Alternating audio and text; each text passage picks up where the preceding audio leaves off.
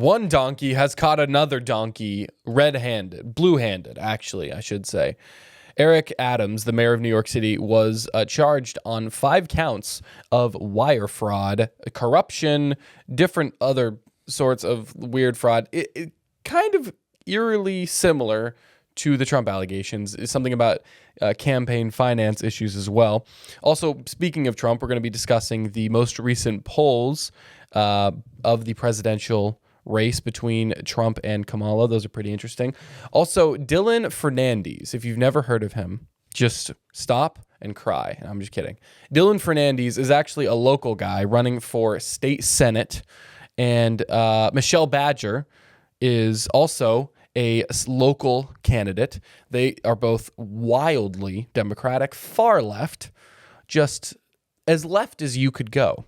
And there was a photo that emerged recently that we will show on the pod and break down. It's quite interesting. The photo will show what the number one issue is for the Massachusetts Democratic Party.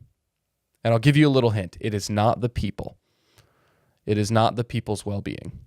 Also, we're going to be talking about a Turning Point USA event that we're putting on coming up on October 6th, so stay tuned for that. Hunter, how are you doing on this fine day? I'm doing well. The sun's out. Sun's out, and the guns suns out. are out. My name is Hunter. That is Sam. We have not got into it yet. By the time you're watching this video, our YouTube channel may have changed names. This is true. I actually don't know about that yet, but the little teaser. Little teaser.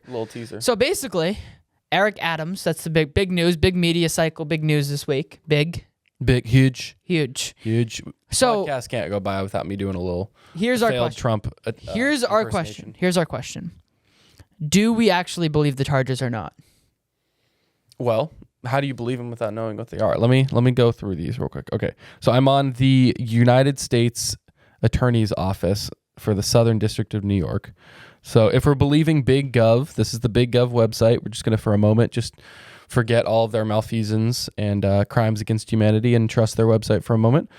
So basically, a fella named Damian Williams, also James E. Dennehy, and I know when you think of like, oh my gosh, someone in New York is getting indicted, is it Alvin Bragg, the fella, the DA of New York City who indicted Donald Trump? No, this is a federal charge. So Alvin Bragg did not have anything to do with this. As far as I know, who knows, maybe he did.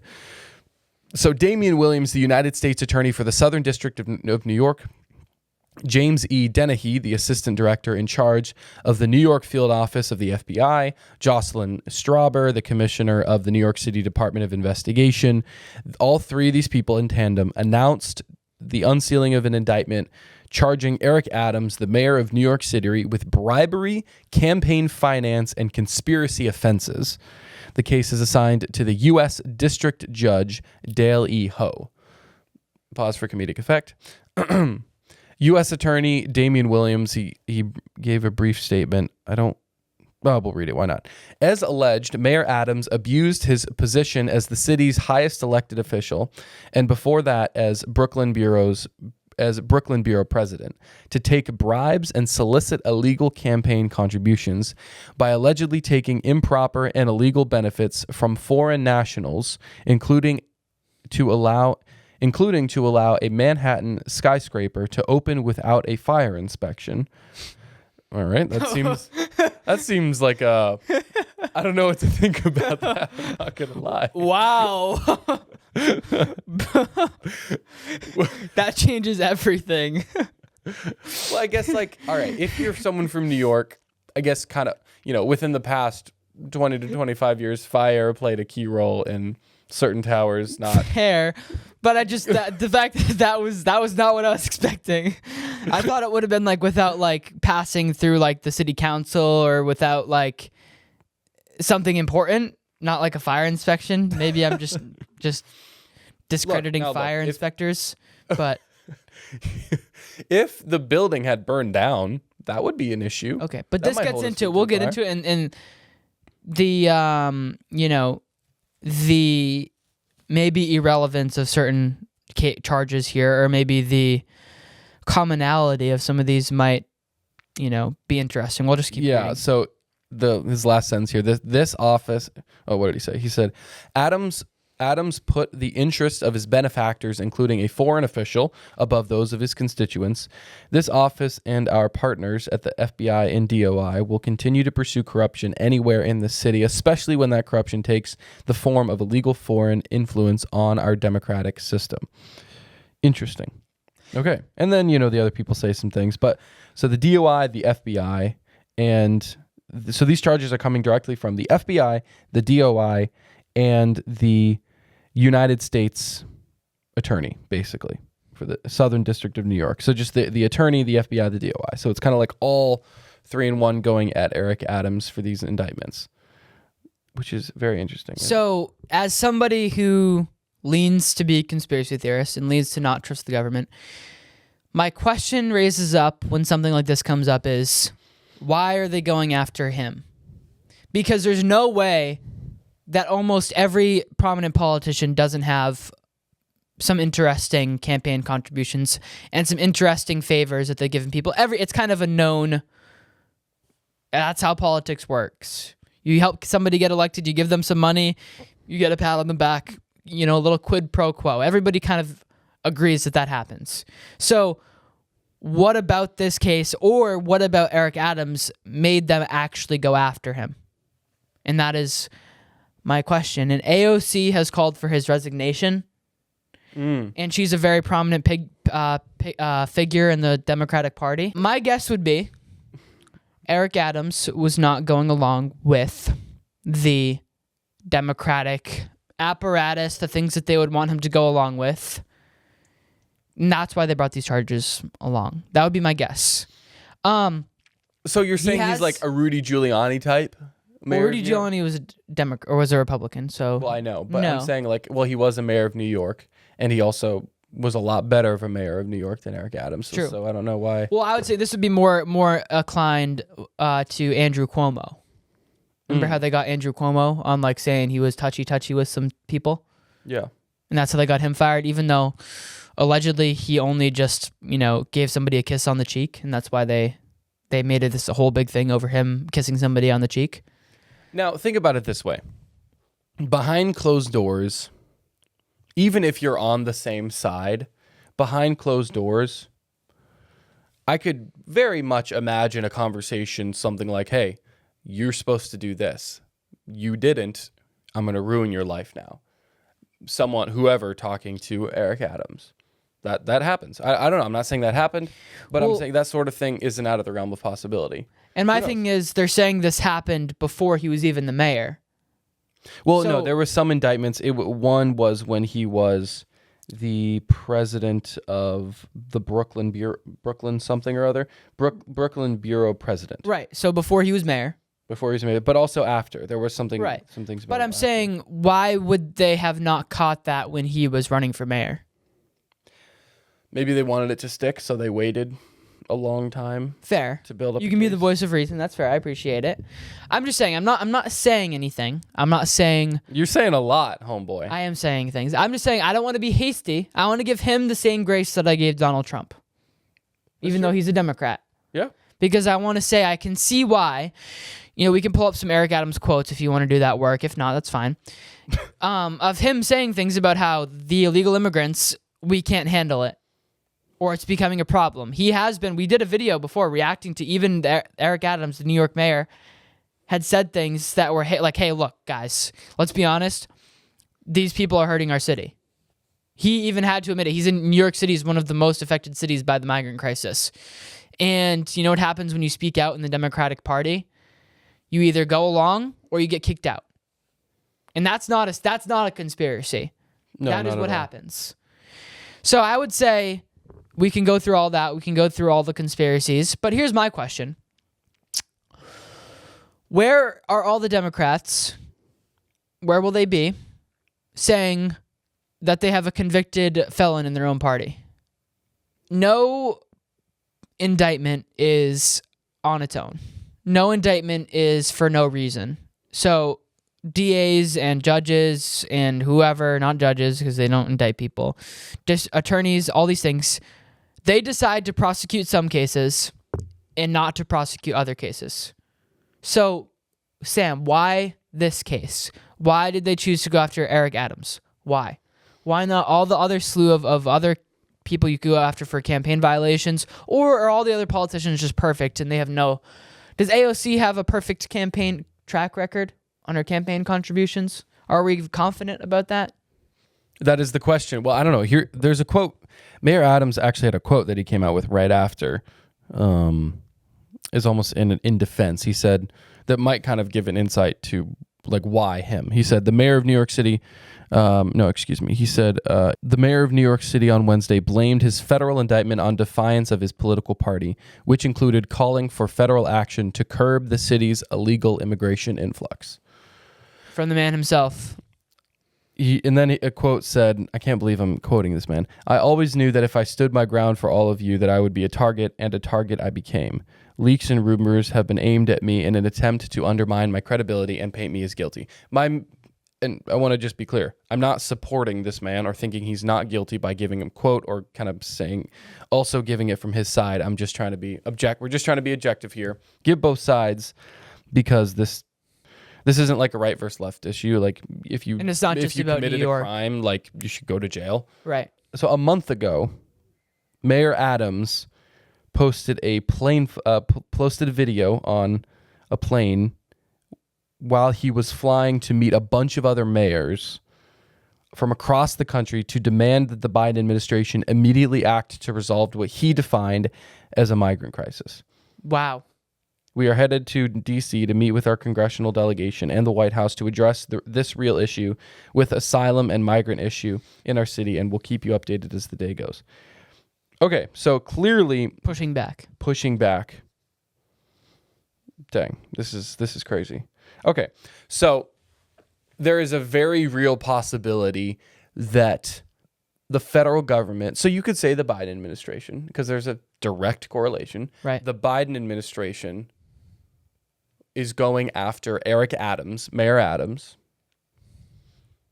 and maybe he committed these crimes, but I don't trust the moral compass of our current ruling class. So therefore, it causes me to question, okay, what are they actually going after him for? Because he might have committed these crimes. They might actually prove, if he committed the crimes, he should be held accountable. But the problem is when there are unequal weights and measures. You always like to use that phrase. I'm stealing it from you temporarily. Right. When the law is not applied equally, that's when there's a huge problem. So if you're going to have a bad law, at least apply it equally. But more often than not, we don't have bad law. We just have unjust administrators of the law and applications of the law. So there's an argument to be made. He did commit these crimes, but they're actually going after him because he's the biggest city in America with 8.3 million people. Bigger than many states. Yes, bigger. True. Bigger than Massachusetts. What happens there affects everything across the country. So in terms of just media, in terms of how things look, like if New York is doing well, people in other countries might think America is doing well, but also the market and trade and the business and everything like that. So if the narrative is not controlled in New York City, that could cause some potential problems for our current ruling class. Especially Biden and Kamala Harris. Yeah. If he's coming out and saying, hey, actually, that whole thing that's going on at the border, so that's actually impacting me in New York City because the lovely counselors in my city decided that we would be a sanctuary state and a sanctuary city, and that we would allow, Palestine protests to block the streets all day and just the city to just be rampant chaos. And you know what? Maybe actually as a person, Eric Adams, maybe I have some semblance of morality, and maybe I actually value my image. Maybe I have enough pride to actually, try to serve people, even though maybe I am a Democrat and I'm still a crappy mayor. But at least I have some semblance of pride and honor about me that I can acknowledge when migrants are destroying my city and becoming an issue. You see the New York City hotels. We'll link that video right here. We did a video about it. It's bad. You can't ignore it. Yeah. The Biden administration would love to just shove it under the rug and act like it's not happening, and they would love to have, a lovely governor like Maura Healey to go cover for Kamala Harris on TV and on the news. They would love that. But, yeah, more of that, please. Thank you. But and Eric Adams, we got to give some credit. Look, he went and met with other Democratic governors or not governors, mayors. So shout out to those Democratic mayors that are willing to speak up. I don't know what their motives are. I don't really care. Whether false pretenses or not, I don't care. If they're saying the truth and they're acknowledging what's happening in their communities, shout out to you. Yeah. We can't let the party line keep us from finding agreement with the other side. Oh, it's an election cycle. We can't agree with Democrats because then we need people to vote for Republicans. It's an argument. Seems like a silly argument. Worldly. The worldly argument. The pursuit of truth should transcend party politics. But the pursuit of truth, if we as Republicans know the truth, so if indeed we do. Some of them, actually. The Republican Party is becoming very centrist. So be okay when truth is spoken, because sometimes you might agree with people you never thought you'd agree with, For sure. And just be okay with that. Well, so we have our theories, we have our hunches, we have our guesses based off of past history of the DOJ and the things that they like to do against political opponents or political rivals or people that are just speaking out a little bit too much. So we will right now, Eric Adams is innocent. Well, yeah. You're innocent until you're proven guilty. True. So we'll leave him with that. For right now, he's innocent. We don't know if these charges will actually stick. We don't even know if they'll hold up in court. My guess is if they're This is just an indictment. Yeah, if they're bringing them, they probably will. Yep. Because they tend to not pick fights that they know they can lose. Mm-hmm. So we will see how it plays out. We will keep you updated. We'll keep you posted. But just remember, let's not celebrate this because this guy's a Democrat. Let's not, oh, look, we got one of them too, although that is kind of fun a little bit in a way. But also, let's say, hey, the political class, the ruling class, is not unique to Democrats. There's Democrats and Republicans who are part of the uniparty, the ruling class, the people who don't want to be questioned. And you can be a Democrat who actually cares about the people. I know. I said it. In some ways. And you can be a Democrat who's willing to push back, and that ruling class doesn't care whether you have a D or an R next to your name. They'll go after you if you're pushing back too much. They don't care. It's not really about D's and R's to them. It's not. It's about whether are you going to go along with the establishment? Are you going to go along with the New World Order? Are you going to go along with the globalism? Are you going to go along with the destruction of the family? Are you going to go along with the destruction of the Constitution? Are you going to go along with communism? Are you going to go along with all of these things so that the state can have ultimate control and they can create people that are reliant upon them alone? And so they really don't care about D's and R's. They want us to be distracted by party division and by D's and R's. Mm-hmm. So what we should do is acknowledge, hey, this Eric Adams guy, I don't know much about him, but the fact that he's willing to speak out against his own party says something. For sure. Yeah. I don't know quite how much that says, and maybe he is a corrupt and evil guy. We could be completely wrong. But I'm going to give him the benefit of the doubt and say there's something more to the story. And we'll find out. We will find out. Well, speaking of D's and R's, let's just, after that little talk about why we shouldn't be so wrapped up in party politics, let's dive right into party politics. Sounds good. And discuss some recent polling. That feels so weird. Discuss some recent polling in the Trump-Kamala showdown. It's getting intense. It's getting heated. It's getting hot and heavy. The date of recording is Friday, September 27th. It's coming. It's coming. We're like a train. 5 weeks out. Coming like a train. Election Crazy. day. Like a long black train. So there are a few different polls. I kind of pulled up a bunch of different polls. I'd never been one to kind of trust polls, but we're just going with it. If you want to stop me, just do it at any point. I'm just going to start reading off polls and giving sources. So, all right, we got The Economist saying Kamala is up 50%. She has 50% of the vote. Donald Trump has 46% of the vote. The New York Times says that Harris has 49% of the vote. Trump has 46% of the vote. CNN says that Kamala has 48% of the vote and Trump has 47% of the vote. The Forbes says that Harris is up 47 over Trump with 44. And lastly, The Hill says Harris has 49.9 and Trump has 45.9. So kind of the same thing. Okay, and then lastly, there's this website 538 that, what is it called? Projects 538 with a poll here which basically combines. It says updating average for each candidate in 2024 presidential polls, accounting for each poll's recency, sample size, methodology, and house effects. Basically, it combines a bunch of different polls, and it gives Harris with 48.6% of the vote and Trump with 45.7% of the vote.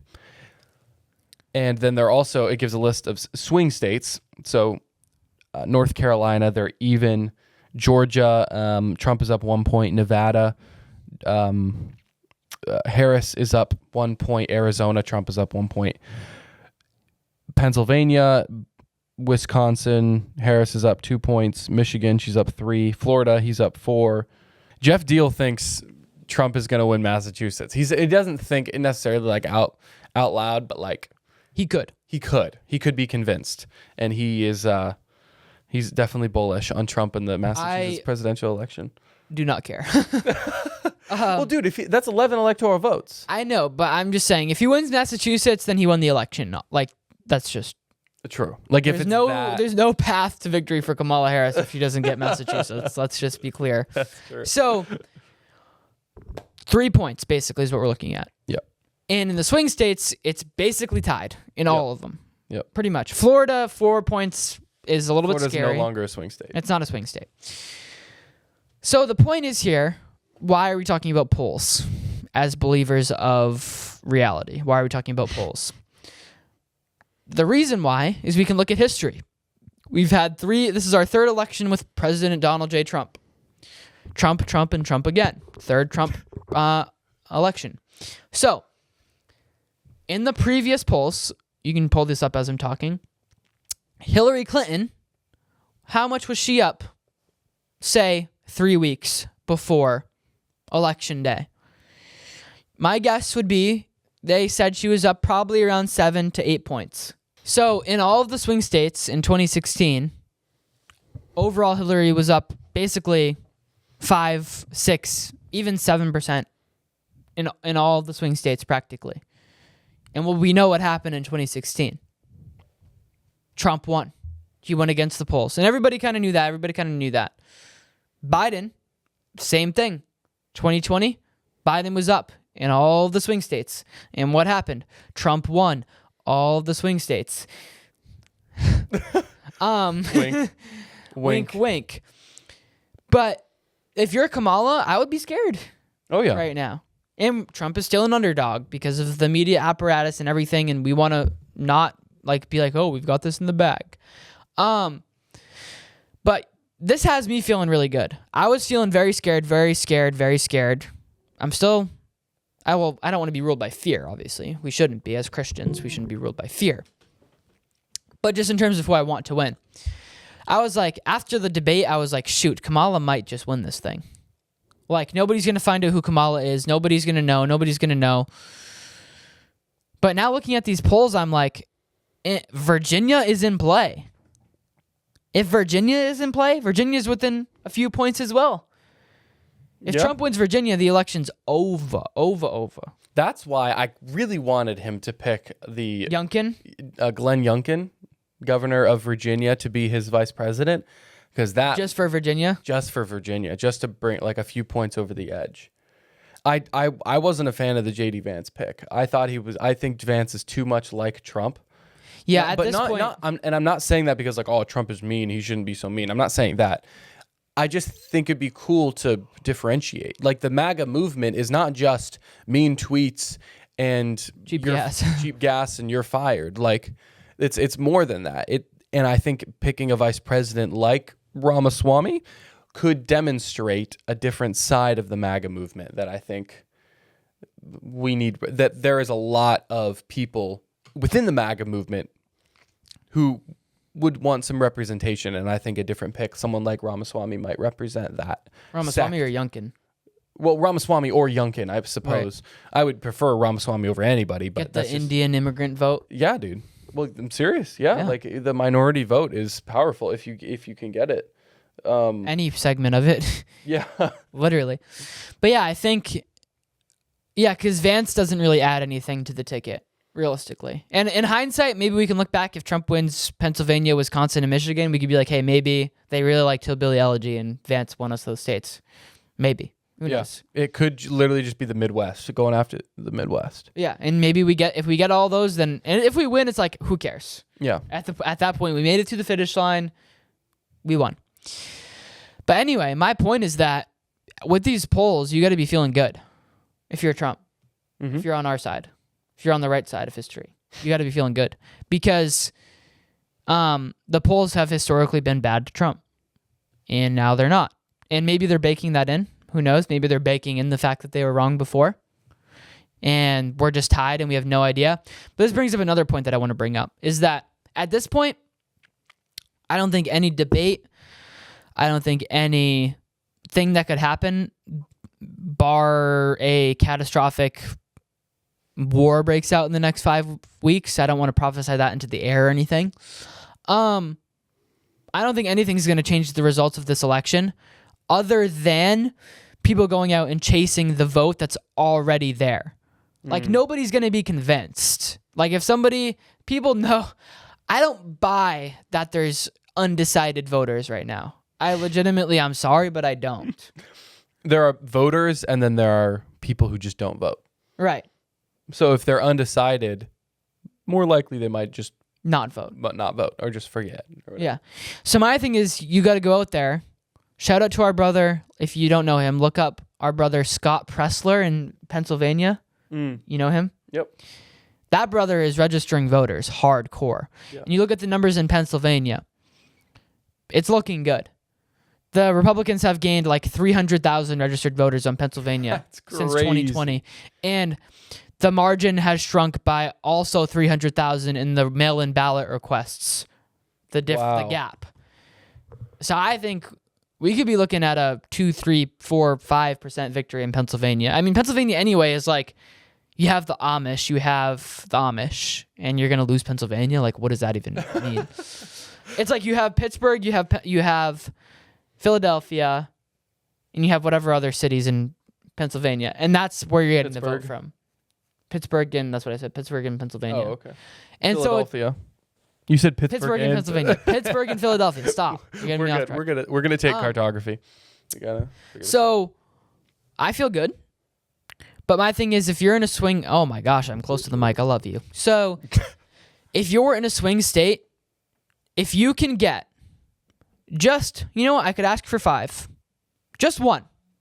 Find one of your friends who is not going to vote for Trump, or who, is like, I don't care. I'm just working, man. I don't care about politics. Tell them, hey, ask them, do you want cheap gas? Do you want all these things? Just come to the polls. We'll go together. We'll go out to lunch before, or we'll go out to dinner after. I'll take you to the polls, and we'll go and we'll vote for Trump. Is that allowed? What? What do you mean, is that allowed? Bring people to the polls? Yes. Is it? Yes. So if I go with my family to the polls, is that not allowed? Well, no, I mean but mass busing of people to the polls. I'm saying one. Just bring one person. Oh, okay. If you just bring one more, okay, we'll win. All right. He wasn't ordinarily going to vote. Everybody do it. Everybody find one. This is true. If you're in a swing state. Or even if you're not in a swing state. Who cares? We're going for a landslide. Too big to rig. Come on. So, be encouraged by these polls and say, hey, look, if I just change the margin in my circle by 2, 3, 4, 5 votes, and if we have 1,000 people that watch this video, and they all do that in a swing state, then that could make the difference between America and no America. Legitimately. So be encouraged, be watchful, be humble, be patient, be kind, be steadfast, be are you doing? All the fruits of the Spirit that we know. Be all those things. But also be somebody who's getting people to the polls. And have all those attributes while you're getting people to the polls. Exactly. There we go. Amen. There's a way to just... So be encouraged by the presidential polling to bring people to the polls. Pokemon go to the polls, as Hillary Clinton would say. Let's do it. Is that what she says? Yeah. What? She said that in one of her things. It was like a bad moment for her. Pokemon go to the polls? She was like, everybody's playing Pokemon Go. But I need you to Pokemon go to the polls. Ah! That's what she did. That's not even a joke. 2016 was such a fun. Oh my gosh. If I could just go back to 2016 and be in 2016, like that 2016, if I was a Christian, even though I wasn't then, that was like heaven, which is heretical to say. And maybe we should not say that. But anyway, you get the idea. It was you fun. get the idea. It was a fun time. Yeah. It was brighter days. But anyways, that's kind of it. Be encouraged by the polls. We're not down by a lot. There's no need to be like, oh, I'm so afraid. Let's panic. No. Go out and do the work. Mm-hmm. Do the work. Yeah. That simple. Do the work. Do the work. And again, do the work. Do the work. In other news, local politics is fun. Is so much more fun than national politics. If you've never worked on a campaign, please go work on a campaign. It is just so much fun. I mean, like the drama, the lore. Oh my gosh, it's so funny. Like just to watch people take themselves so seriously is the most entertaining thing ever. I love it. It's so much fun. So we have there was something from our local, we'll let you into our lives a little bit. into Massachusetts. So we were supporting Carrie McRae for state senate. Great patriot. There's another Republican that won that beat her by 39 votes. 39 votes. That was so much fun. But that was just to be a part of that. Yeah. And it's not over yet technically because she's suing them in the courts. I think I'm allowed to say that. Yes. And we'll see. Are Who we knows? allowed to say that? I don't know. We'll ask. Anyway, maybe we'll cut that out. Anyway, 39 votes. She's challenged it, and there was a recount. They came up with 39 votes. There's more information on that coming out without saying too much. Yep. However, let's get rid of that because we are going to vote for either R that comes up. If you're in the Plymouth and Barnstable district and you're watching this, vote. Please. Vote. I don't care if you're in Massachusetts, vote. Okay? Vote. And here's why. We're going to show you why you need to vote right now. Because if you don't vote, and you're in the Plymouth and Barnstable district, which is Kingston down to Falmouth, Mashpee's right in there too. If you're there, you have a brother on the Democratic Party, in the Democratic Party, by the name of Dylan Fernades. The brother currently represents 4 precincts in Falmouth and Martha's Vineyard and Nantucket. And if that doesn't tell you enough about him right now, then you are a lost cause. No. You should see that he is a radical liberal. He is not just somebody who's claiming, he's not even trying to be moderate. You know, usually in a campaign you go and you try to moderate your positions a little bit and be like, hey, you know, I'm definitely a Democrat, but I'm a moderate Democrat. I'm for all people. I'm for all people. But no, this brother came out. We'll show the picture right now. I'll put it right here. And let's look at this picture. So let's look. Let's zoom. Let's take a deep dive into this picture and see exactly what this man is proud of posting on his own social media page. This wasn't a leak. This wasn't a insider information. This was something that he posted on his Instagram, and I'm spitting because I'm so angry. Okay. First, right in the back of the photo, you see Fernandes State Senate, reproductive something. The words get cut off. So right there, like this is an event. This is a Dylan Fernades event. These young, lovely ladies that brother on the right, I think, is pretending to be a lady. I'm not exactly positive. So this is a Dylan Fernades event. And there are quite a few interesting signs here. We have reproductive equity now. Of Abortion is healthcare. Stand with Planned Parenthood. And I like the one in the back too. F abortion bans. Because obviously that's pertinent to Massachusetts. Because obviously people are trying to ban abortions in Massachusetts, right? Because obviously the Democrats have, like a 3-to-1 advantage. 4-to-1 actually. 36 state reps to 20 something for Republicans, but they're worried about no, good. Focus on that in Massachusetts where you have 24 weeks to kill your baby. Also, This is crazy. Notice I the- didn't notice that before notice in the the guy on the right. Notice the guy on the right. All the way to the right, he has a shirt that says "How to Annoy Republicans." Okay? And it says all right, this is good. I can't tell what the first couple say. Oh, use facts and logic. It looks like that's what that says. Praise Chief Justice Roberts. Is that what that says? Possibly? No. Chief Justice Ruth Gator Vins. Yeah, probably. Praise her, of course. Believe in science. Oh, I see. So Republicans don't believe in science, right? Because obviously, science is saying that you can kill something that's alive and that is scientifically human. Because That's why that's science, logical, right? That's why science needs God, because science alone cannot define morality. Right. It only reflects its image. It only reflects its creator, who gave it morality. And it only says about what is, not what ought to be. Because you can spit it. Oh, spit it. You want me to- Amen. Science can say that a baby in the womb is alive, but science cannot say that that life is valuable. Only God can do that. Let's keep going through this. This is a guy who's got a really, really, really good shirt. What is it? Thank Aya Lands something. What is that? Show Romney's tax return for whatever reason. Oh. Care about women's health issues because Republicans don't, because Republicans, they only care about the little women in the womb, right? Demand equal pay for women. Oh, so women don't have equal pay. Maybe because their jobs have statistically less demand. Should we do a video on do we need to do we don't need to go, we all know that the wage gap is a myth, right? Do we understand that or no? Do we still believe that? Well, I think it's just a simple supply and demand problem. Well, no, it's not. The wage gap the jobs is that women predominantly, the industries that women predominantly occupy pay less because there's less demand for them. It's the classic argument of the men's soccer, U.S. men's soccer versus U.S. women's soccer.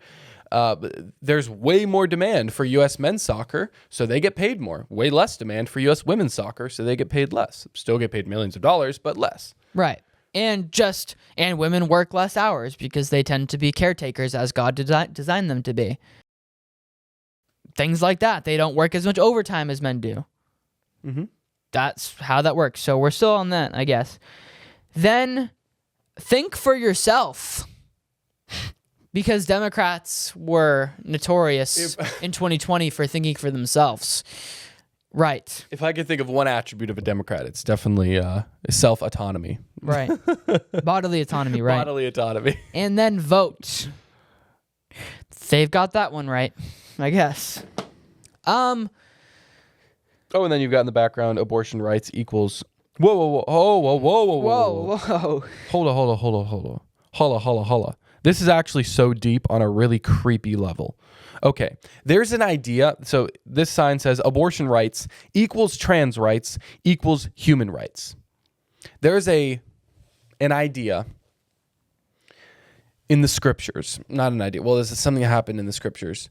A brother, Seth Gruber, pointed this out in a speech that I heard from him. Seth Gruber is an incredible pro-life activist. And he's a Christian, and he gave the biblical example of the story of Elijah. If you don't know it, it's in 1 Samuel. And basically, one of the many things Elijah did. One of the many based things Elijah did. It's the whole story about when God calls down fire from heaven and burns up the sacrifice that Elijah created, and then all of Elijah and their men go off. All of the priests and prophets of Baal and Astra. And these two false gods that Israel were worshiping under the direction of Queen Jezebel and King Ahab were Baal and Astra. And Baal was essentially the god of child sacrifice. Astro was essentially the god of, the way Seth Gruber puts it, is weird sex stuff. That's how he calls it. So it's the creepy trans stuff, pedophilia, all of that. Ooh, we're just getting creepy, controversial here. weird, You can't weird, say that on creepy. YouTube. Seth Gruber pointed out that you know the downfall of a society is imminent when you have got child sacrifice and weird sex stuff combining and intermingling. Weird sex stuff leads to children being conceived, and then child sacrifice eliminates temporarily your responsibility for the consequences of your actions of that weird sex stuff. But by using child sacrifice, it then gives you the opportunity to do more weird sex stuff, and it's just a endless cycle of debauchery. So when you see a sign, abortion rights equals trans rights equals human rights. Human rights. It is now a human right to murder an unborn child.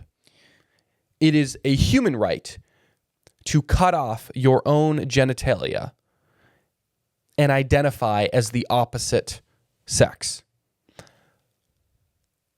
If I were to list from 1 to 50 the issues that the people of Massachusetts cared about,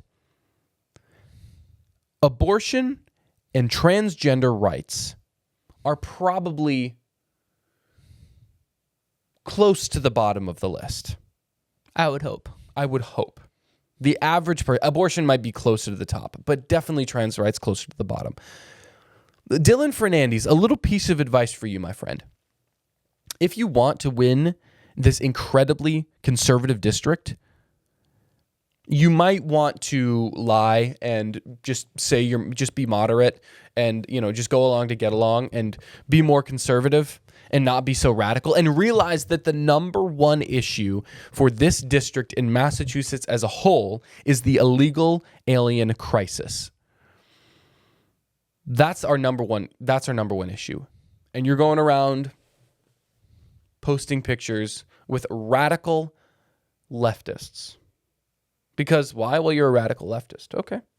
Also, in that picture is a candidate for state representative for the lovely America's hometown of Plymouth. So let's just go back a little bit, maybe like 400 years. Let's go back like maybe 400 years. Bradford would be so disappointed. Imagine this, right? The Pilgrims walk off the Mayflower, they step on Plymouth Rock, and they declare, "We build this nation upon the right to have an abortion and the right to become a woman."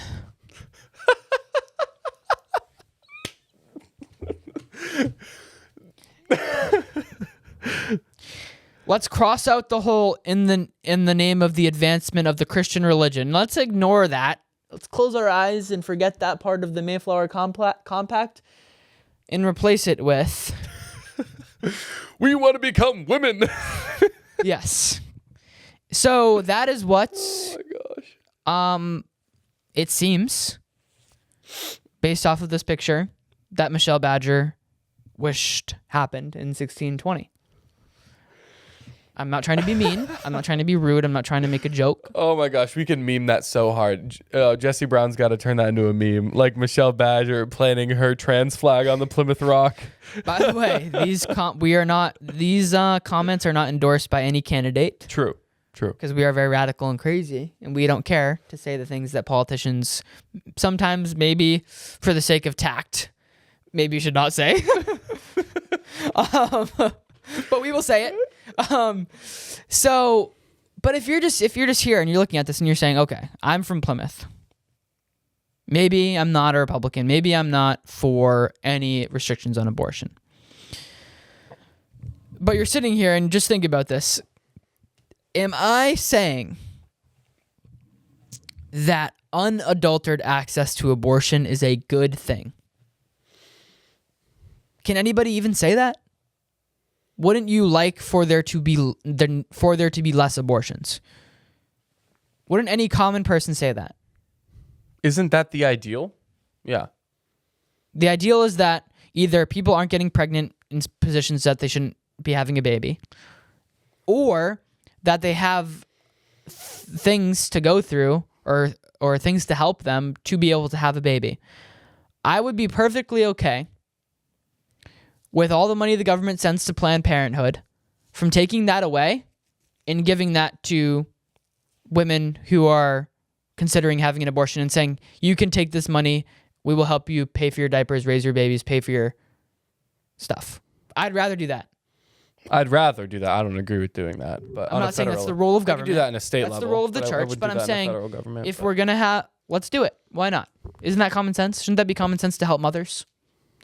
So this is a clear shift in gender affirming care, which is a misnomer because it's not affirming your gender. It's going against what God gave you for your gender. Also, gender is a myth, so gender is a fake made up word by the communists. And that's what we're going to focus on. We're going to make our campaign about we want more babies to die. And we want to chop off more genitals. That's good. That's in America's hometown, right? The one where the Mayflower people came and said that we're doing this for the advancement of the Christian religion and for religious liberty for all. Oh, that's the town we're going to do it in? Interesting to me. That's very interesting, and I pray to God that would not happen. And I would just beseech you, those that are watching this video, if you are in either of these districts, to please not vote for these people. Yeah. And if you're a Republican and you don't like the Republican that is currently the nominee, I get it. I have problems with him too. But he is a million times better than Dylan Fernades. And right.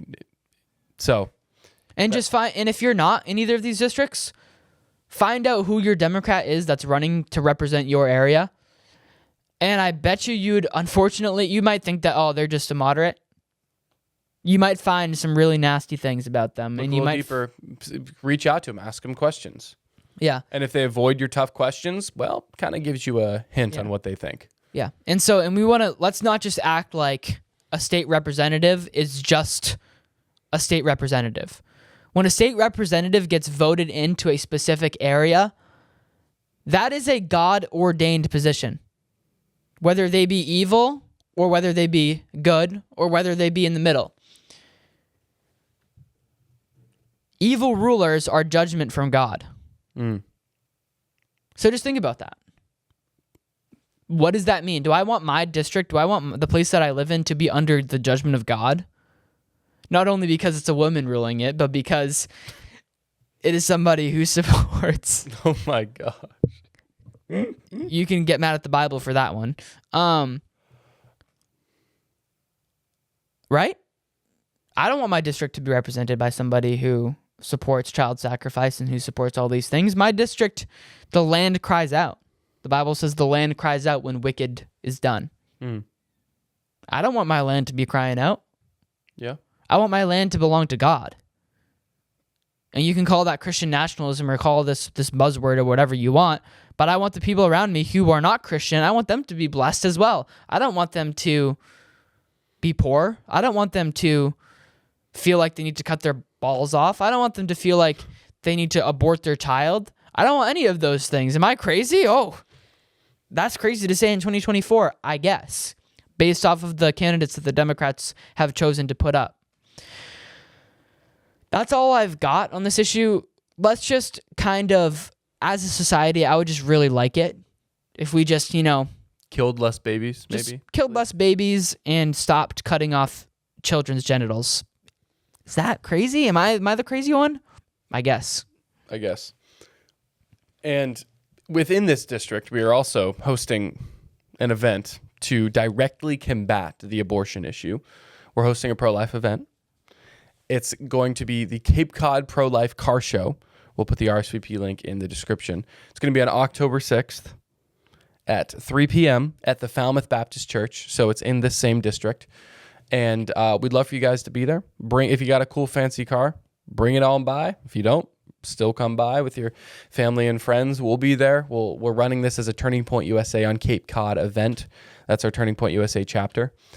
And this is the chapter that we ran our Chloe Cole event through last year. This is the chapter we ran our James Lindsay event through this past July. And we're doing a car show. This is a beautiful time of year. The people come from all around to do car shows. We're doing it in tandem with the Cape Cod Pro-Life Alliance. We are raising money for the Cape Cod Pro-Life Alliance, and then also we're raising money for a future pro-life event. We'll bring in a speaker. We'll try to, create a lot of buzz and excitement around a popular speaker, and really bring the pro-life message to a lost and dying area when it comes to the abortion issue. As we have just seen. So this is our way. And maybe it's just a car show. Maybe it's just an event. Maybe it's just this. But saying our land, our area, our hearts, souls, and minds of the people, we're not going to go out without a fight. We're not. We're not going to go out crying. We're not going to go out complaining. We're not going to go out moving to Tennessee or Florida or wherever. We're going to say, God has placed us where we're at for a specific purpose, for such a time as this. And so please show up. If you have any inkling of support for life, show up. If you want to donate $5, $1, $2, anything, show up. Be there.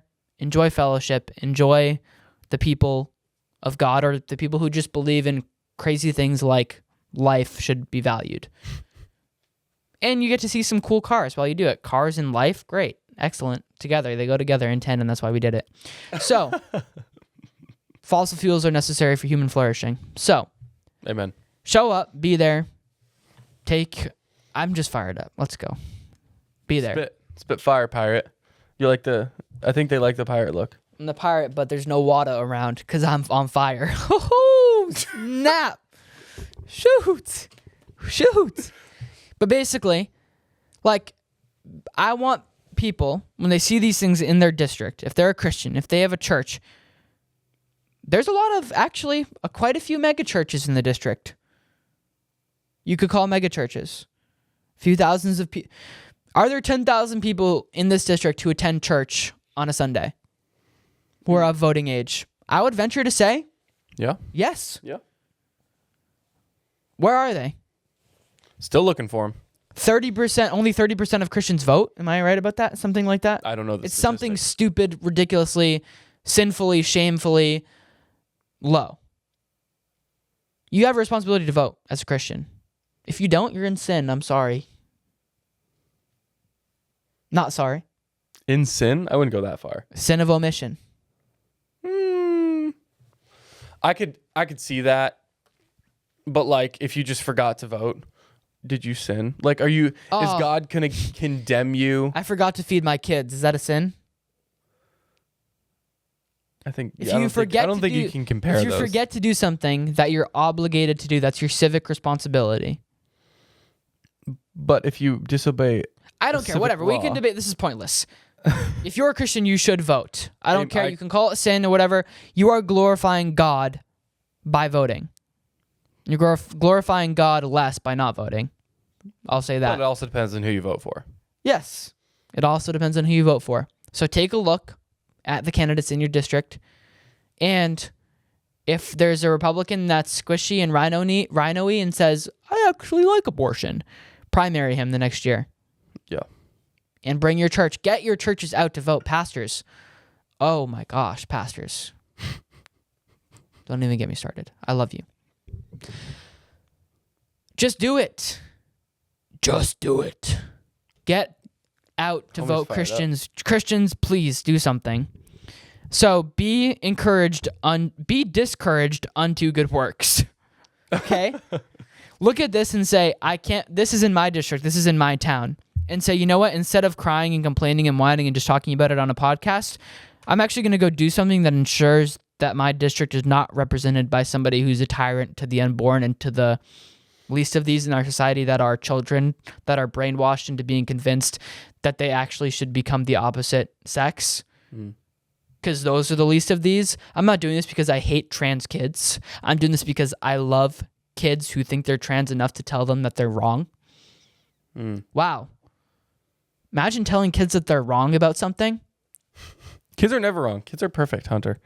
Get a grip. Get a grip. So, love the trans kids in your district enough to vote against the person who wants to, by government decree, support their mutilation. That's how I'll put it. Yeah. And if you are not voting, I would say that I'm not happy. We'll leave it there. That was... So we covered a lot of different topics. That was a broad overview of a few different things. We went from Eric Adams to presidential polls to weird debauchery sex stuff in our district. and debauchery in our district. Debauchery in our district. That's actually Keep going. That's Close that's a good clip thumbnail title. That's a dope. That's dope. And then end it with a little cherry on top. Cape Cod Pro-Life Car Show. Amen. I'm excited. Who's ready? Be discouraged unto good works. Amen. Well, you shouldn't change scripture probably. But we should probably be encouraged unto good works by your discouragement. Never mind. Let's not try to change scripture. Let your death turn into life. Let your discouragement turn into encouragement, into good works. That was a real like skinny jean mega church pastor moment right there. You know how they do like those little one-liners and then they go, they say it and they go, I'm just a hope dealer. Ooh, I'm not. Sorry. I know somebody who said that and I love them and it's fine. Okay. Thank you guys so much for tuning in to the Sons of Liberty podcast. My name is Sam Mealy. My name is Hunter Young. And we are... Oh, I already said that. Bye-bye.